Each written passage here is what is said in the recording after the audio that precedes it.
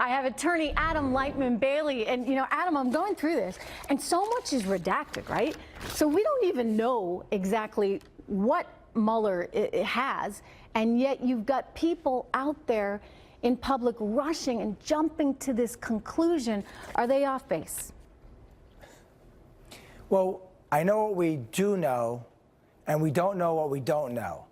So for all the people that are rushing to conclusions saying that the president should be impeached, I think that they're off base. It's too early, and they're making a conclusion that's not backed by the evidence. Yeah, it's kind of like they're jumping to some kind of conclusion that I think that they probably want to see. I mean, and that gets to the bias out there in the media. Let me ask you about the campaign finance violations. I mean, because I cited the Edwards example. I mean, but that's actually, I would say, even more onerous, because in Edwards' case, that was a donor, right, that was actually making those payments. Right. So the difference between the Edwards case is that you have actual money coming from donors, people, constituents, donating to Edwards, which he used for someone he got pregnant and to support the family. In the Trump case, it's very, very different. In fact, Trump never used constituents' money to pay for that. The payment to the American media was never actually paid by Trump. He never paid it back. The payment that Michael Cohen took out of his own account was paid back by the Trump's private money. So there was never any money by constituents paid. So that's a big roadblock for the Federal Elections Commissions to jump over. All right, now let me turn to, because your specialty is in New York real estate, and I know that you have worked with Donald Trump as well as a whole. I've sued him 7 times. You've sued him 7 times? Right, and I'm the only one that ever sued him successfully. Settled successfully. That should have been my lead into you, the guy that sued Donald Trump 7 times. And yet, when you hear about the potential building of this Moscow tower, and you hear that he may have been having discussions, or his team may have been having discussions, right up until he accepted the nomination from the Republican Party, do you see that as something that could actually impeach him?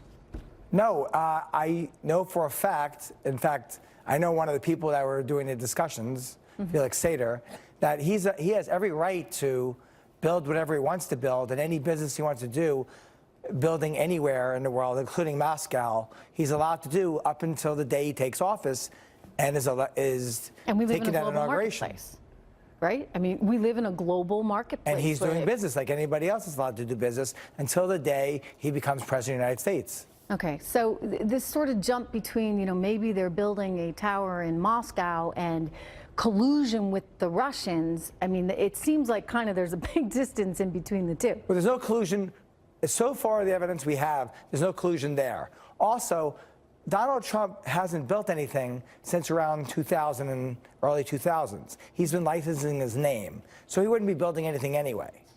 So he would have been licensing his name, you believe, in as he's been doing. That's what he does. My case where I sued him in Trump Soho, he licensed his name and he did the management. He didn't build. Bayrock, a Russian company, built. So Felix Sater, one of the people behind it in Russia. Okay, so Felix is a Russia guy. He worked with Trump to build some properties here. Part of Bayrock, building Trump Soho.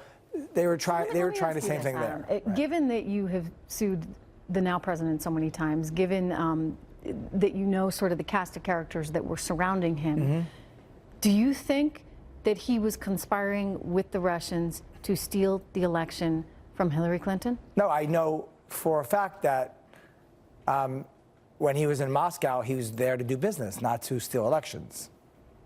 It would make no sense for him to be, it would make no connection for the people that he was dealing with in Moscow to be, there's no connection to stealing elections in there. Now, there's a big we don't know. Right. There's an order that the Attorney General that Mueller has that's so open-ended, it's the most open-ended order I've ever read in my 20-something year career as a lawyer, that says, go do whatever you want as a prosecutor and go grab any crime you can and let's go after the president as much as you want, which really is unfair. Yeah.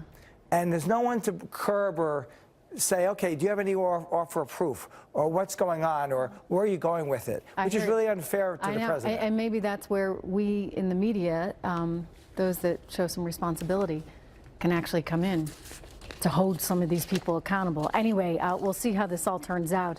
Very interesting talking to you. Thank you so much, Adam. Good to have you here. Thank you for having me.